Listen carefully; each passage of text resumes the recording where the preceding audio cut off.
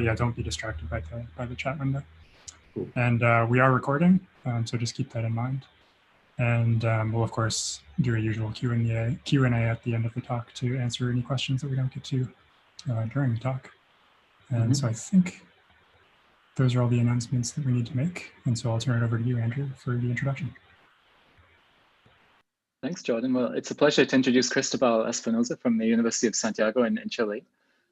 He actually needs no introduction really for many of us. I think we know him and know his work for a long time now. And in fact, we were saying today, going through all the places pulsar astronomers gather, Amsterdam, Jodrell Bank, oh yes, I met you there, I saw you there. He's extremely well known in the field and made many contributions in the topic of glitches in particular and timing noise in radio pulsars. It's really amazing now. I think as we'll see in the talk, the progress that has been made on understanding this, and we're really happy that you could join us today. Unfortunately, not in person, but we're really looking forward to see what you have to tell us. So welcome, and take it away. All right. Well, thank you for inviting me to talk. So yeah, I hope one day in person. So I will talk about small glitches, in particular in the Crab and the Vela pulsars, because that's the pulsars that we have searched for small glitches. So I listed here some collaborators, the people who worked on this with. We have recently put a paper on the archive with the results of the Vela pulsar. So I will base sort of the description of the methods and things on the Vela pulsar, but I will also comment on the Crab pulsar. Yeah. So these are the contents. So I expect to speak something for like 40 minutes, which this is what they told me I could speak for. And so I will talk about timing irregularities in general. I will mention timing noise twice in the talk because small glitches mixed with timing noise, so to me it makes sense. And I will describe the glitches in general, like some important properties, at least for the sake of this talk. And then I will describe the method, the search for small glitches in the Vela pulsar. I will briefly compare the Crab and the Vela, at least in the sense of glitches. And then I will be back to timing noise briefly. So as we know, some pulsars are remarkably stable rotators. And I say some because not all of them are. But this is what they're famous for, and we use them because of this. Sorry. So we can model the rotation of pulsars very well because we only have to consider that they are slowing down, perhaps because of magnetic braking. There might be other processes that also add to this, but in many occasions we only need a derivative of the frequency to model the rotation of pulsars because they're just very stable. And the reason why they're so stable is because their moment of inertia just doesn't change, essentially. And they're isolated in general, so there are no Steinway torques. Only one that is very stable, and it produces this null dot term in the equation. And we can see that this actually works because we have, for example, these are two examples. These are two pulsars from the nanograph collaboration. So these are millisecond pulsars. And you can see that if you just pay attention to the first panel in each of the two plots, the residuals over more than 10 years are essentially flat. There's no structure here. And these models include only one frequency and one frequency derivative. So this works, and there are many examples like this. However, as we know, reality is complicated, and there are unpredictable events. And in particular, if there are processes occurring inside or outside a neutron star, these processes, some of them at least, might alter the rotation. And because we can do timing very precisely, we should be able to detect these things, and we can learn about neutron star physics. And we know already that this happens. Now. We know about timing noise, about glitches, etc. And so just an idea of what, in terms of rotation at least, what matters inside this neutron star is that there are superfluids. There's a neutron superfluid, at least one type near the crust, perhaps another type of superfluid that was interior. There's also superconducting protons, although there are not too many of them. And the rotation of these superfluids is might not necessarily be in totally coupled to the rotation of the crust and other parts of the star. So this game between the two rotations should generate effects in the rotation, and we believe those are the glitches. In the magnetosphere of the star, this is outside, it's also a dynamic region. The plasma that generates emission that we observe is supposed to be generating constantly with particles that are extracted from the surface. So this is changing. And we can see in this individual pulse trend on the left, and the I can use my pointer. Here we can see that the pulses, the pulse shape of individual pulses is not constant, they are changing. Sometimes you get all this drifting of pulsars. So the magnetosphere is also dynamical and dynamic. And then this effect might also remove or add energy, remove energy from the star. And we might be able to see this in the residuals too, in the data. So just I wanted to mention a pulsar timing is a technique that we use to track the rotation of pulsars, and it's very precise. And as I just showed in the residuals in a few slides ago, we can, with a simple model, we can account for the rotation of the pulsar for each rotation of the pulsar over a very long time, decades. So on the top, there's another example of this. So again, this is, I think, also 11 years. 11 years of data. Again, a pulsar that is very stable, at least to the level of the error bars. And we can model the rotation only with a frequency and a frequency derivative. However, the pulsar on the bottom shows what we call timing noise. So here's when one starts thinking about that superfluid inside, or that variable magnetosphere, that what is it doing, or something else. I mean, it doesn't have to be exactly what I just said. But this example here, I find it very interesting because this is 1937 plus 21. This is a very old, it's been known for a long time, a millisecond pulsar, but it's relatively bright. So you can do timing very precisely. So if you look at the amplitude of this noise, it's about, I don't know, 2 microseconds or 4 microseconds in total. And that is about the size of the error bars on the pulsar on the top. So something that is known already by many, or what we start to think, is that if you decrease the error bars enough, even in the other millisecond pulsars, you might start seeing noise as well. These are other examples of timing noise. These are other pulsars. These are ordinary pulsars. This one here is the Vela pulsar, actually.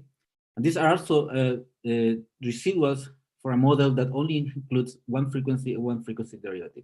All the plots on this slide, actually. And you can see that you can see timing noise in all of them with different time scales, some sort of like with different character, if you want, doing different things. This collection of observations was presented by Hobbs 2010, and they analyzed more than 300 pulsars. They analyzed the timing noise of them, and you can see that it's a whole slew of shades.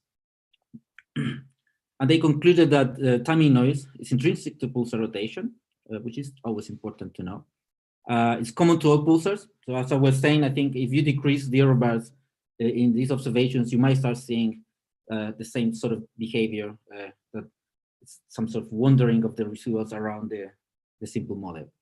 And they also say that it's sort of quasi-periodic if you have enough data. And something that is also interesting, and it points more towards what can this be, or what can cause timing noise, is the work by Underline in 2010 that says that switches between 2 or more spin-down rates can emulate this type of residuals. I will be back to this comment towards the end of the talk. I will now move into glitches. So these are, again, a lot of timing residuals of a lot of pulsars. And you can see there's one particular signature that is different to the others that is there sometimes, and not in all pulsars. So I marked 3 of them.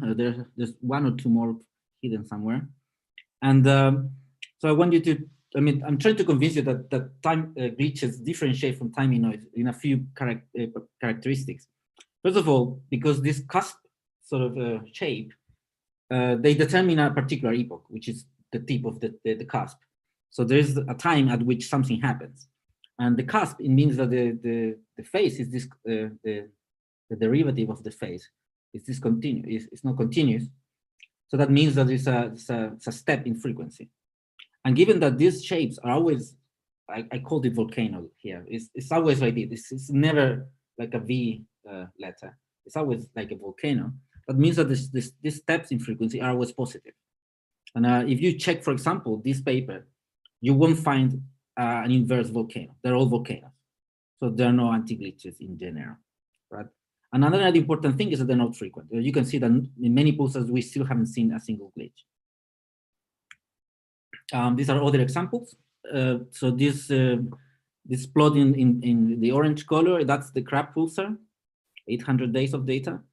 And I believe that's a fit for nu dot and nu double dot, because the Crab pulsar has a very large nu double dot. But you can see that there's timing noise, all this wandering of the residuals, and there is also 2 glitches in that particular window. These are other examples in this plot here with utmost data. It's a similar or comparable time window, but in this case, these glitches are large. You can see that they dominate the shape of the timing residuals. You cannot see the timing noise because the timing noise it has a very low amplitude in comparison to the shape that the glitches produced. And again, I just wanted to remark that in all these cases, the shape, this volcano shape, ensures that is the change in frequency is positive. And also, if you can see, especially in the first case here in the utmost data, there's a change in the curvature. So you have essentially one parabola before and a second parabola after the glitch. That means that the spin down rate changed too. So there is a delta nu dot, and we have seen, because of the many glitches that we have measured already, it's always negative. So that's the signature of the glitch. It's a positive change in frequency and a negative change in the spin down rate. So this is just another view of glitches. These are not time intervals. This is the frequency of this one particular pulsar, and this is the spin down rate across the glitch. So you can see this is a long time. These are, I don't know, something like 15 years before the glitch and another 10 or so after the glitch. And this is a very particularly large glitch that you can actually see in the frequency plot. In most cases, you cannot see it just because of the scale.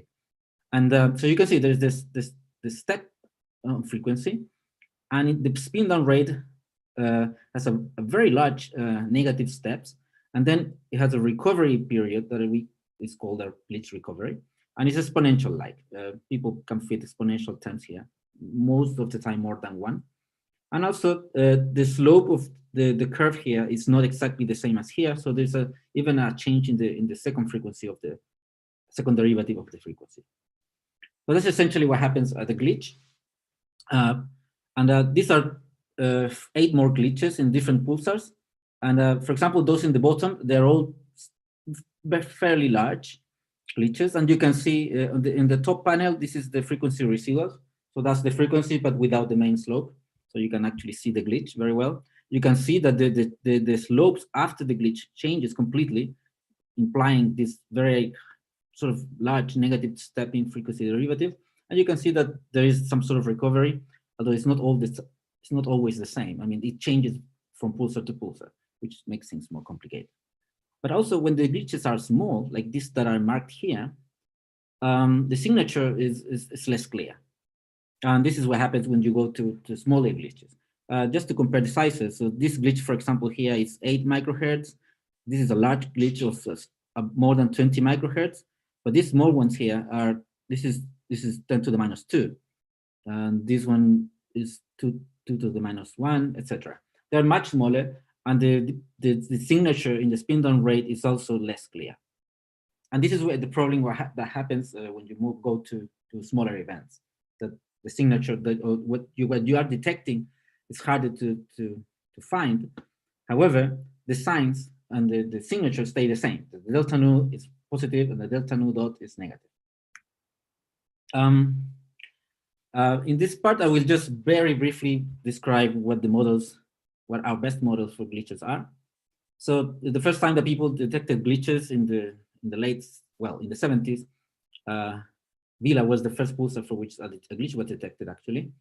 They saw that there were starquakes, obviously. There's some rearrangements of the crust, perhaps driven by the fact that the star is spinning down, and so the shape of the star might be accommodating to the new frequencies. However, the crust cannot store enough energy or stress to explain, for example, all the glitches in the Vela pulsar, and also in other pulsars. So it's not a very good model at the end, because you can use it as a trigger, but you still need something else to really explain everything that we see. So the best model so far is, it has to do with the fact that there's a superfluid under the crust of the star, and that superfluid is weakly coupled to the rest of the star. Hence, it can store angular momentum. So how would that happen? So if you put a superfluid to rotate, it generates vortices. And that's the vortices actually carry the angular momentum of the superfluid, like in this experiment. So this is a bucket with superfluid. It's seen from above, and so the density of vortices is proportional to the total angular momentum. So if you want, so when the neutron star is rotating, you get all these vortices, which I drew here. Or I think this is a paper from Radoman, where he has a lot of cartoons of neutron stars and superfluid vortices. Anyway, so as the star rotates, you generate these vortices. But if you want the star to slow down, you will have to move the vortices outward in order to decrease their density. But what happens if you stop that migration? So if you stop that migration, then the superfluid won't slow down and it will store some angular momentum. And a glitch, the idea is that glitch happens when you allow many vortices at the same time to migrate outwards, to move outwards, and so they share angular momentum with the crust, and we observe a glitch because the crust accelerates as the angular momentum decelerates. So that's essentially the idea of the models, but there are many unknowns because the microphysics inside the stars is a very tricky business. So what triggers a glitch is also important, and it's very easy to imagine that it's something that if you prevent the migration of the vortices, what we say they're pinned somewhere, you start storing angular momentum and you generate a velocity lag. So if you reach a threshold, some critical point, then you will observe a glitch, and then the whole process will repeat. So that's a very nice model, but then you expect to find glitches of similar sizes at regular intervals of time, and that is observed for only a few pulsars, not for all of them. But which is again complicated. Also, obviously, you can have some sort of instabilities based on turbulence.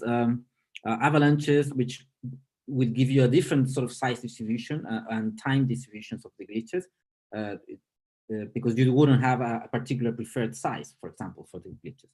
And you can have other sort of thermal effects that can also sort of liberate the vortices every some time, or maybe all at once, depending on many things. Anyway, all this is open. It's not very, we're still learning from this. So, but what we do is to try to provide some information from the observations to see what we can, how we can constrain the models. So this is the work by Rafael Fuentes, which I think you have met, and so in this paper he considered the rotation observations of 898 pulsars plus 5 magnetars, so something like 900 objects, and the common property of all these objects is that they had been searched for glitches over well-specified times. So this is some sort of like a nice collection of pulsars that have been searched for glitches. So we know that we're not missing glitches, essentially, or they're not biased towards glitching pulsars. And so it accounts for almost 16,000 years of pulsar rotation, and there are only 384 glitches in all those years of rotation, which is frustrating because it means that we still need to wait long times to get good statistics. So the main thing I want to show here is that the distribution of glitch sizes, when you consider all the pulsars together, is at least by model. So Rafael did some analysis here, and the preferred model is actually with 2 Gaussians, like the one here. And the most important part is that there is a very clear peak with large glitches and the rest, the small glitches. Just to start introducing the idea of the small glitches and the uncertainties. So this shaded area here shows is because it's very likely that we are missing glitches in that area because sometimes the observations are not very good. And detecting glitches, small glitches is complicated. So we might be missing objects here. So the shape of this distribution is very unclear on the lower end. On the higher end, however, is very clear because these glitches are impossible to miss. And so there is the large glitches, and they like to live in this part of the PP dot diagram. However, besides the fact that the full distribution shows two peaks, when you look at individual objects, you don't see exactly that. You see either pulsars that like big glitches or pulsars that like the small glitches. So these are the 8 pulsars that have more 10 or more detected glitches. This is also Rafael's paper, another one. And so maybe we can look at this. The pulsars I marked in blue. Those have normal distribution of glitch sizes. One of them is Vela, the one down here. And the ones in yellow, they like power law distribution of glitch sizes. So this is very different things. Perhaps the triggers in these two type of pulsars, only these two pulsars are different. Maybe one of them is threshold based and the other one is based on avalanches that for some reason dominate. I don't know. But you can see also that the statistics are still sort of low to be defining what is the preferred distribution or model for the distributions. What else? Yeah, so but let me describe this plot on the top right. This is the fraction of the spin down reversed by glitches. And this light blue line here that is around 10 to the minus 2 is something that was calculated in Rafael's paper. And essentially, what we did was to rule out, the point is that we cannot rule out that all pulsars actually have a glitch activity that reverse the spin down of the pulsar by about 1%, with this number here. And when you plot the individual pulsars on top of this plot, these are the 8 pulsars that I showed you in the previous slide. You can see that regardless of the fact that these guys like to do the glitchings in a power law style, and these ones like to do it in a Gaussian way, and these ones in even other ways, regardless of that, they all seem to liberate their stress at the same level, which perhaps means that the size of the superfluid that is generating glitches in these pulsars is the same. What happens is how the glitches happen, which I find quite interesting. Anyway, so to continue to investigate all these things, it's very important to understand the lower end of these distributions. I'm going to go back one slide. So the shaded area here in orange again shows where we are uncertain that we actually have detected or not all the glitches because of detectability limitations. So it's important to know that other end. So this is something that with some other collaborators we've been doing. And so I think here I'll just some motivation for the small glitches. So the first thing to say is the very obvious thing to say, that the detection is difficult, is very uncertain. So in this plot on the top, this is data from the Crab pulsar, and in this case I'm showing residuals relative to a model with nu and nu dot only. So well, you can see a very clear cubic shape, which means that there is a nu double dot, significant nu double dot in the data.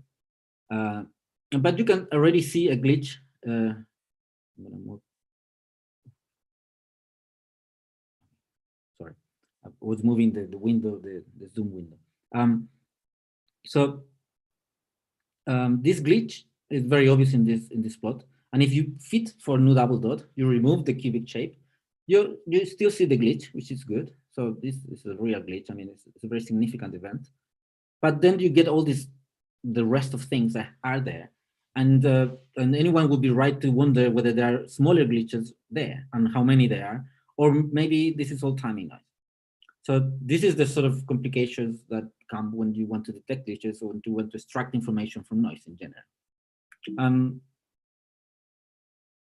So some time ago, with Danai, we wrote some very simple detectability limits, or just try to infer what are the main limitations and how they express them mathematically to detect glitches. And essentially, one of the main limitations is the cadence. If you don't observe very often, you won't be able to really detect a small glitch. And if your sensitivity is low, obviously, also if your error bars are too large, you also won't be able to detect too much. But also the noise of the pulsar, let's say, if you take a lot of data, but even if the data is jumping up and down, you also won't be able to detect small glitches. So we wrote these equations here. It's very simple, everything, the idea. But also we concluded that the size of the spin down step also affects what's your minimum delta nu that you can detect. Essentially, if the spin down rate change is too large, and you don't have observations very soon after the glitch, you might miss the fact that there was a change in frequency.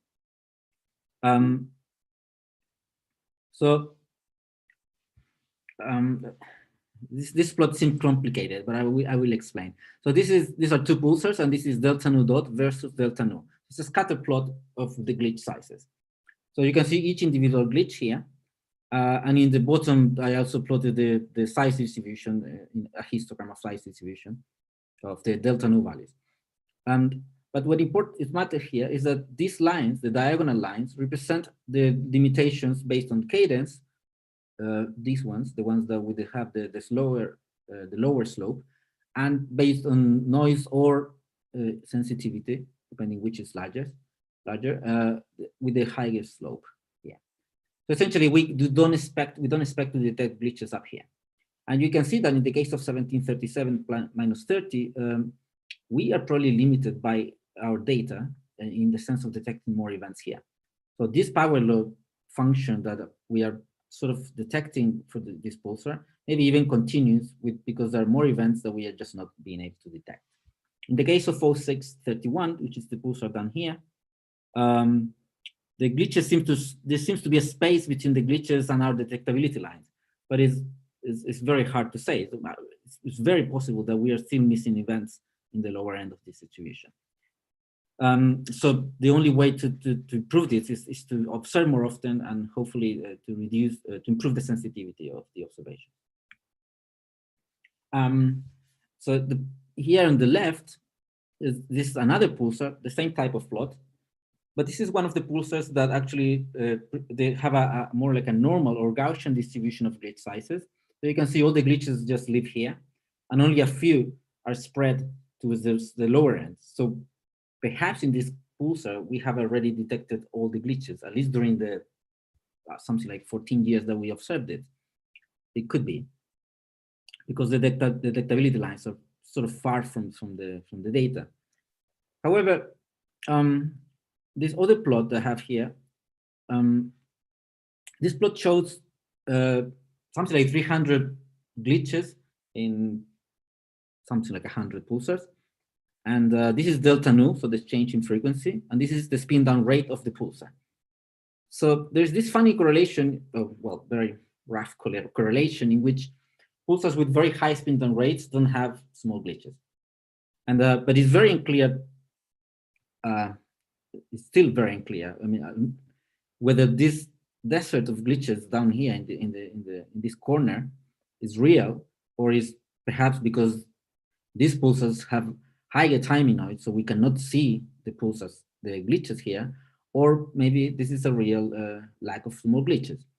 This is something that we're trying to explore, and is one of the reasons why we've done the analysis that I'm going to show later.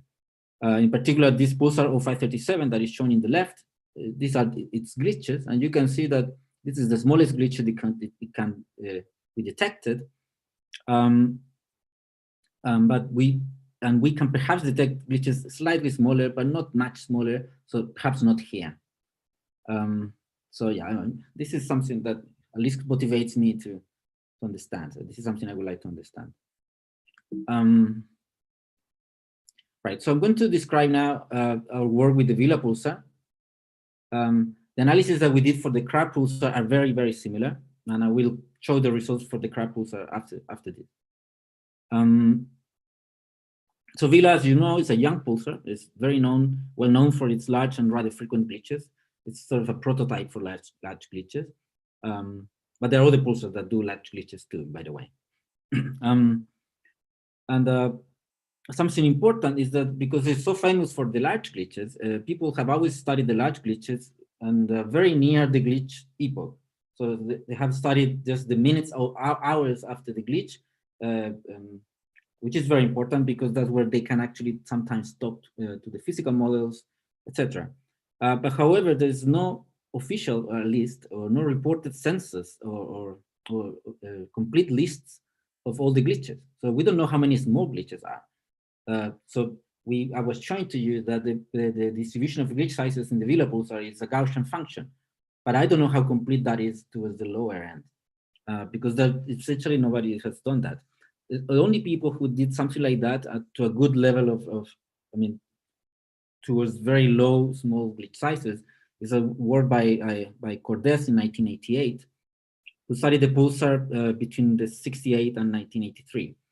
So essentially that they studied data of the Vela pulsar that ends when our analysis start, which is very nice because then we can consider both studies together and have a very long analyzed time. So in this plot, I'm showing you just the data that we analyzed.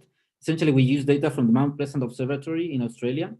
They observed with a 14-meter dish for up to 17 hours a day. So these are essentially continuous observations that were aimed at catching a glitch on the fly, which we know they've done twice already, which is very nice. We have about 24 years of data, but we have these long gaps here. So effectively, this is about 17 years of rotation.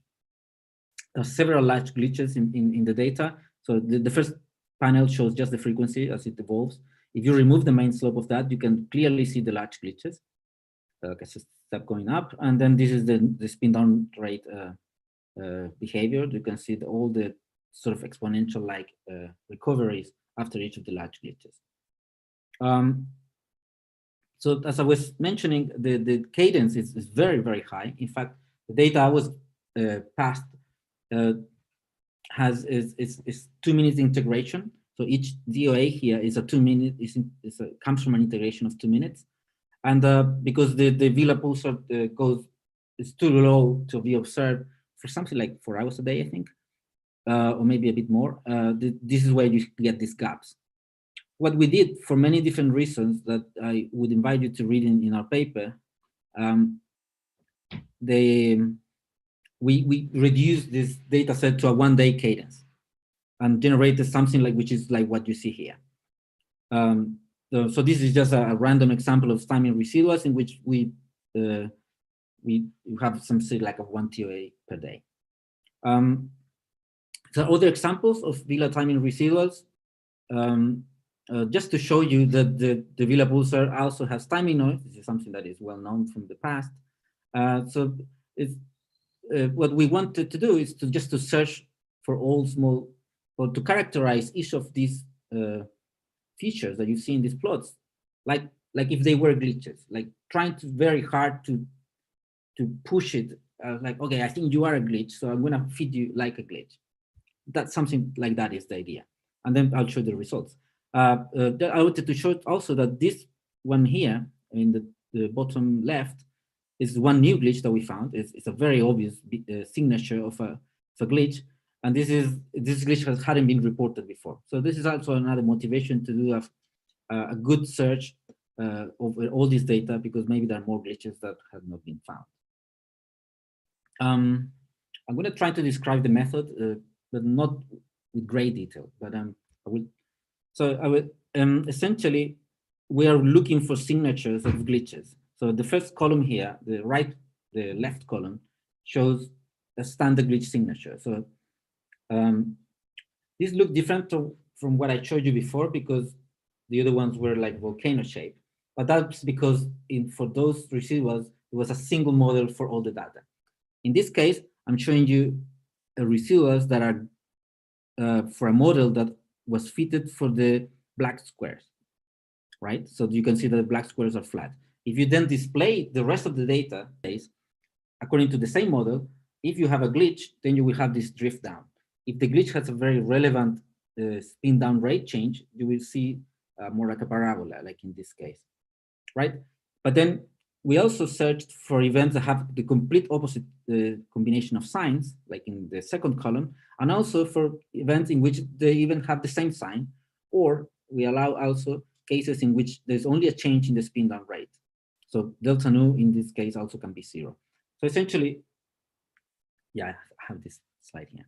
So the method is to grab 10 days of data, do a fit, a simple fit, just nu and nu dot, and then study the residuals of the next 10 days of data, which are the white squares on these plots, and try and fit this function on the top. And this function on the top is essentially a glitch that has a delta nu, which is the linear part, and a delta nu dot, which is the quadratic part of the function.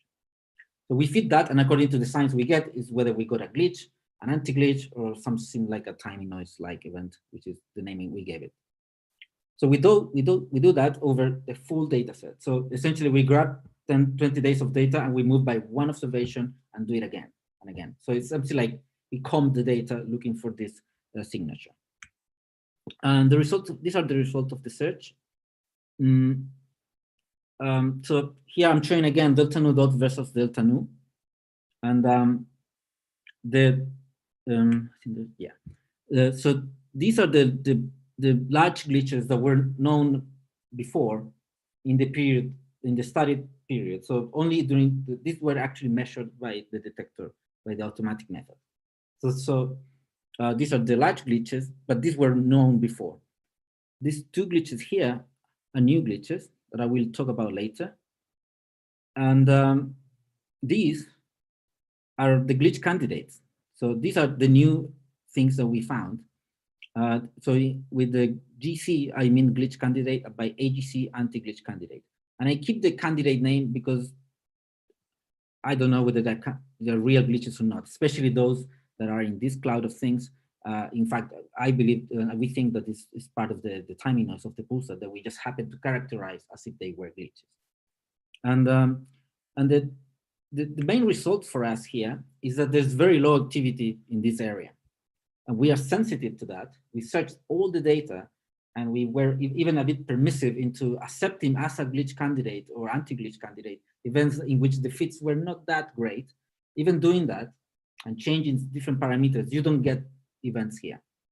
So at least the Vela pulsar, this is very clear. You have the large glitches here.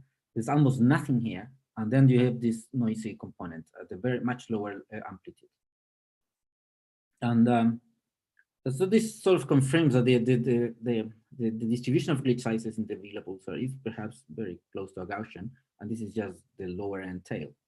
It's unclear. I mean, it's unclear whether this lower end tail belongs to the Gaussian or is a match, or is a second component with smaller glitches that it has just a very low rate. That is very unclear at the moment. Sorry, I'm gonna repeat this part. Okay, so these two new small glitches. We decided to call them glitches and not glitch candidates because at the end, they have a glitch signature. It's a perfect glitch signature. These are the phase residuals for the two events. So the smallest one, you can fit with only a simple delta nu and delta nu dot, and you get flat residuals, as you can see here. And for the largest one, this one here, if you fit a simple delta nu and delta nu dot, your residuals have a massive signature. But if you put an exponential recovery with a time scale that was, I think, 30 days, I'm not sure about that. I think it's 30 days. Then you get flat residuals.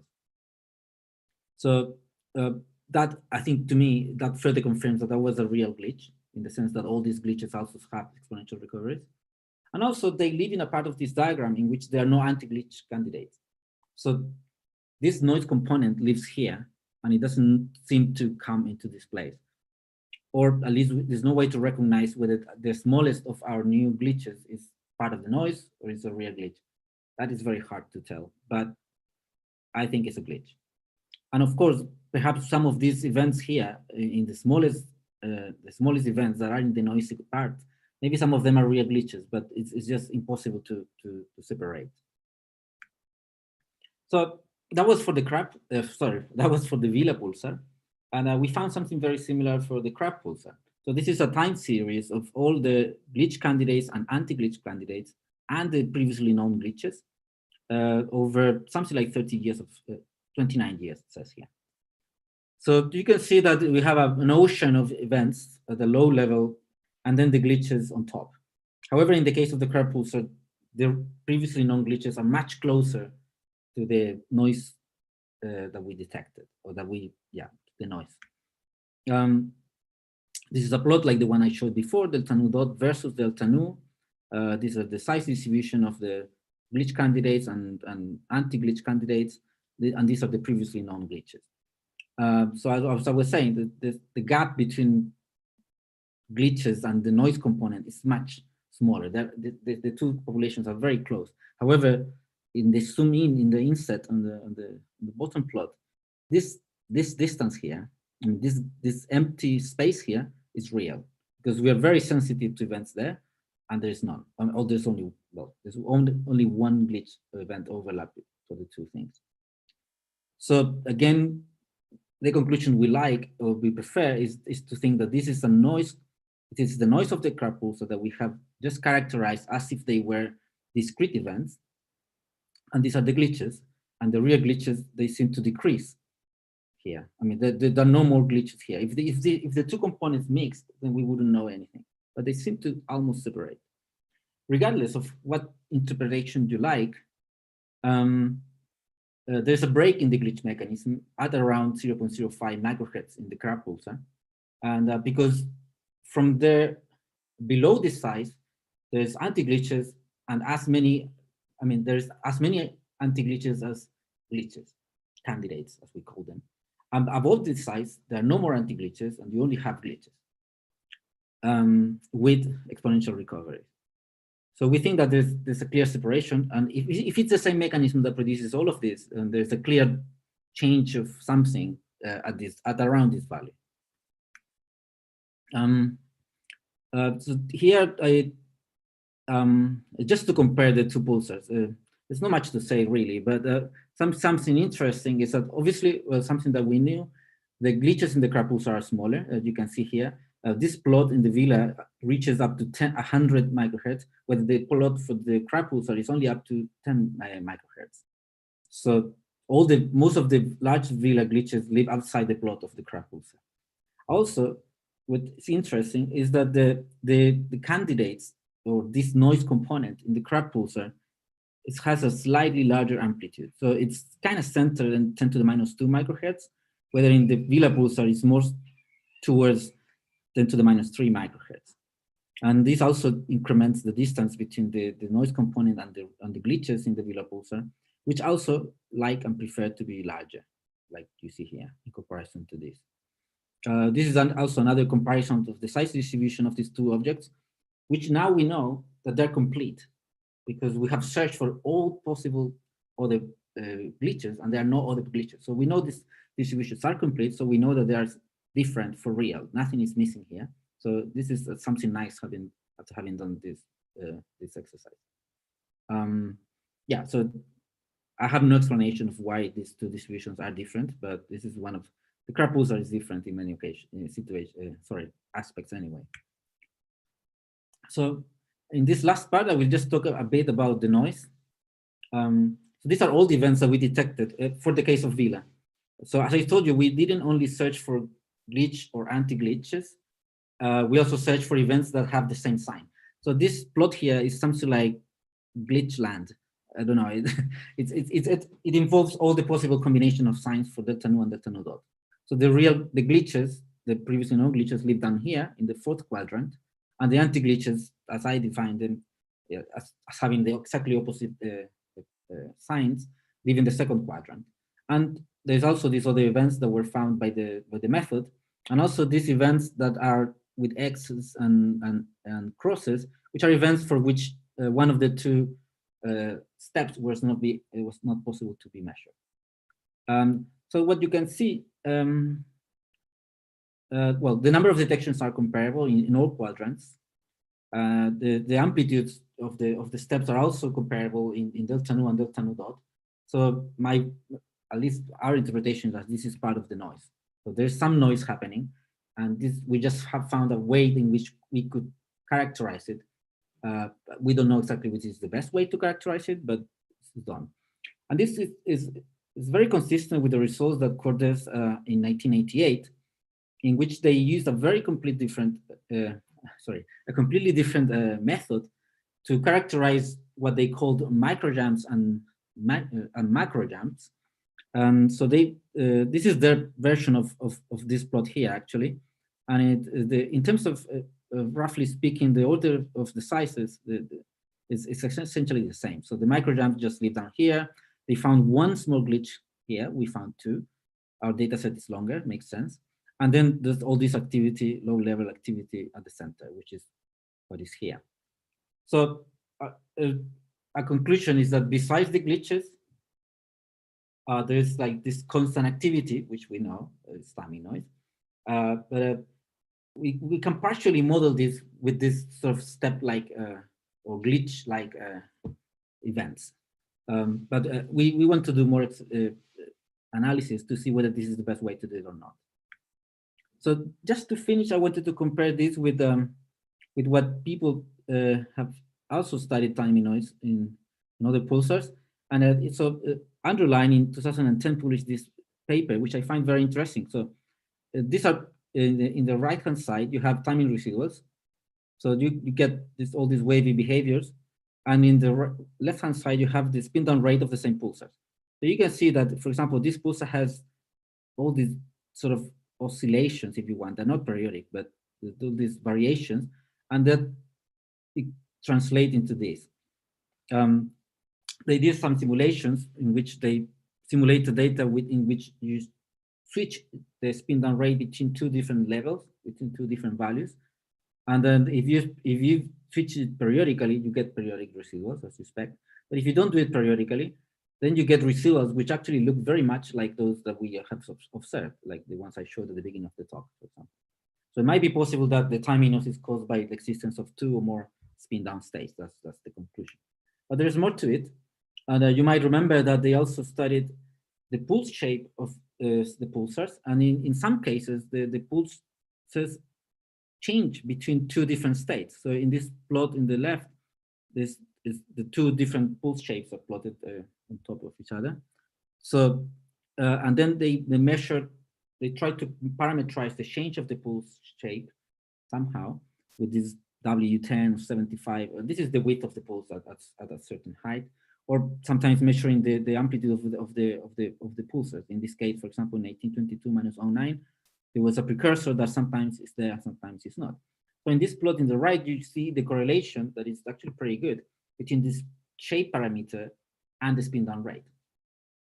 So what you at the end have is that your pulse shape changes and your spin down rate switches from one value to another, and then you go back to the other one. And you might have two or more states. And this could perhaps is all what produces timing noise. So there have been other studies about this. This is using Parkes observations, and they also concluded that the pulse shape variations that correlate well with the spin down rate, but they also concluded that this is perhaps insufficient to explain all the timing noise, essentially. So there's a lot more to investigate. that's the conclusion of that. So I think this is my last slide. It's just to show you what the timing noise in the Vela pulsar looks like. I showed you timing residuals before, but here it's just, these are frequency residuals. So this is the frequency of the pulsar, but we just removed the main trend. The same with the bottom plot. This is the spin down rate after removing the main trend. And then you can see that there was a lot of variation, and there's some sort of correlation between what you see in the frequency and this frequency derivative, which is obvious. However, looking at many of these plots, there seems to be a hint that perhaps the changes in spin down rate happen slightly before than the changes in the frequency, which could point to the fact that maybe what is changing here is the torque applied over the crust, or something like that. Yeah, so it changes the spin down rate is what changes, and then because that changes, we see a relative change in the frequency. It could be the case. In the middle panels, I showed what the automatic method detected. So this is the changes in frequency. This here are the changes in the spin down rate, positive, negative, like going down sticks. And you can see that the method picks some of the events, but not all of them. So there's a lot more to investigate here. Yeah, so these are my conclusions. The small glitches can be confused with timing noise, and what can really help here is to have higher cadence observations, or at least constant cadence observations, and hopefully high cadence daily or a few days, and also obviously more sensitive observations. And only then we can dig for glitches in the noise, or perhaps separate the two things if it's possible. We found in the Crab and Vela pulsar there is a real deficit of small glitches. I mean, they seem to stop producing glitches, and then after you go to smaller sizes, and then the noise starts appearing. But it seems that the glitch mechanism stops slightly above that, and we believe that this is not caused by observational limitations. I mean, this is a real detection of a lack of events. And besides the standard glitches, there's a low amplitude noise-like activity that we have modeled as discrete changes in frequency and spin down rate of any sign. But we want to investigate more whether this is perhaps not, whether this is a good way to measure this noise or not. Yeah, so there's a lot more to do. And yeah, I think that's it. Thank you.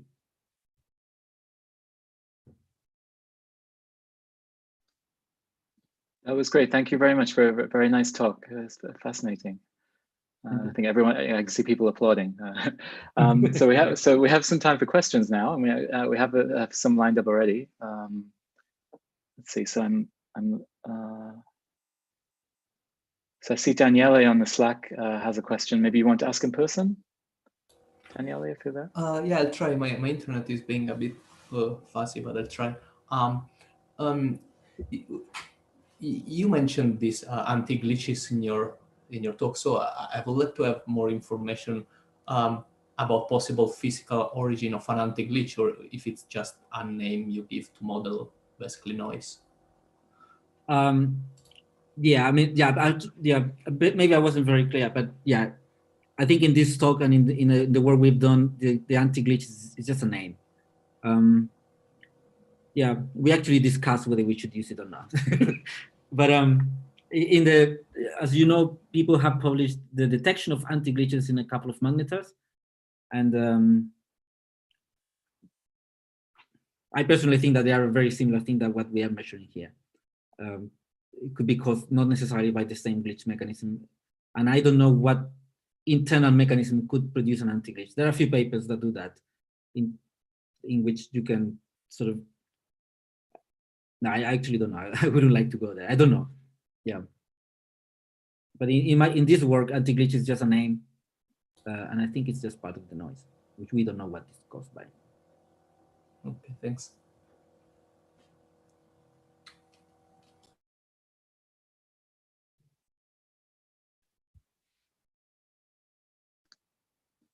So maybe I can ask. So as you know, there's interest in catching the rise of the glitch. If you could resolve the rise of a glitch, and indeed for Vela, you know, that there was some resolution of the rise of the glitch in Vela. What are the prospects of getting more of those? So in that case, you want timing not on 1 day cadence, but something like minutes, right, or shorter, if you can. I mean, is there any prospect of getting more of those? That would be really nice. Well, I think, well, to do something like that, you need an antenna that is your antenna and nobody else uses, because as you said, you need to observe the pulsar the whole day, because the glitch, as it's been proven by observations of the Vela pulsar, using the same antenna actually or the same observatory that the data I showed, I mean, it's been demonstrated that the glitch happens in less than a minute. So in less than a minute, you go from one frequency to the next frequency of the rotation. So that means that you need to observe the whole day constantly. And so there was a glitch in 2016, I think it was the one that was the latest that was caught on the act, and the database, I mean the data is really amazing.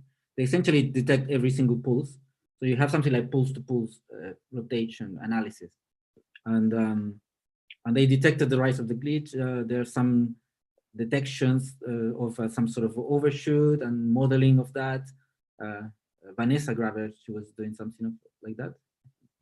And yeah, so it's very interesting.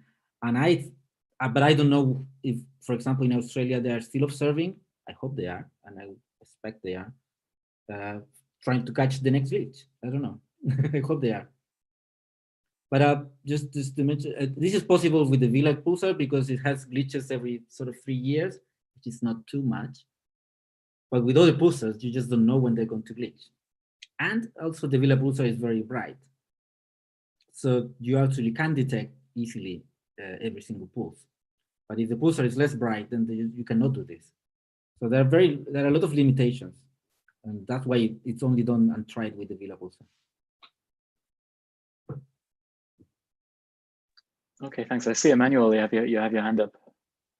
Yeah, thanks, Andrew, and many thanks, Cristobal. This was a great talk. Just a very quick question. I mean, so when it comes to small glitches of the magnitudes that you spoke about, do you feel like do you have any sense of prospects for trying to correlate glitches you've observed with those, even with small glitches, and trying to correlate those with, say, possibly future detections of temporal counterparts observed with LIGO? I mean, do you feel like it's something worthwhile to explore, or have you already had those conversations with people? Like trying to correlate, basically trying to see if, use both radio timing, but also basically have like a multi-messenger approach to this. Yeah, to my knowledge, I've participated a bit on generating timing solutions to search for gravitational waves by some young pulsars that are evolving rapidly. But those is more like a sort of like a constant emission, just because if the shape of the star is not exactly, it has a quadrupolar distribution of mass, so then you expect to emit gravitational waves, and you can try that. But in terms of glitches, I'm probably very ignorant about this, but I think the only way that you can do it is maybe if the glitch excites something inside the star, but I think that also can damp very quickly. So, and I think the timescales are a bit too short. That's the only knowledge I have about this in terms of associating glitches with gravitational wave emission. That is, yeah. Yeah, no worries. I'm also pretty ignorant on that too, but thank you. No, I appreciate that.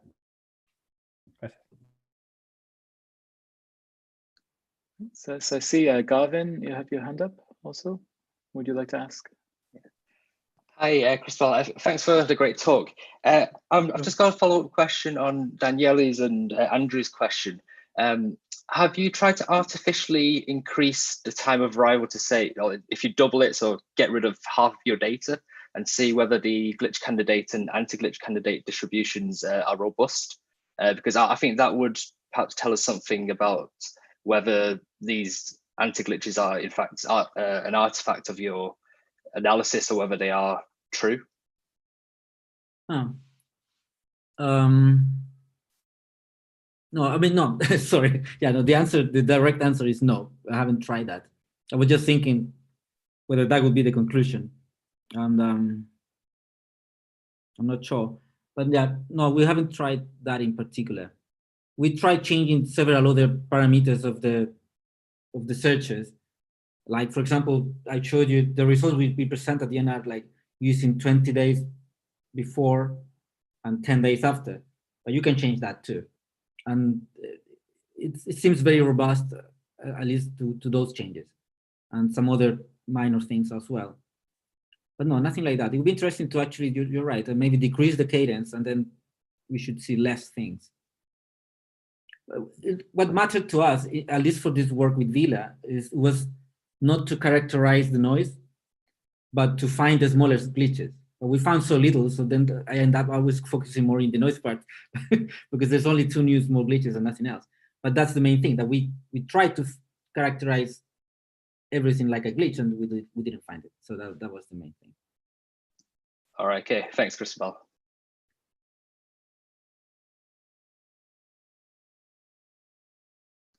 Okay, great. So last call for questions. I don't see anyone else. Okay, so I think we'll call it a day there. So thank you again for a very interesting talk. Thank you. And hopefully see you in Montreal next time. I hope so. Yeah, thanks. Thanks. Well, yeah, thanks for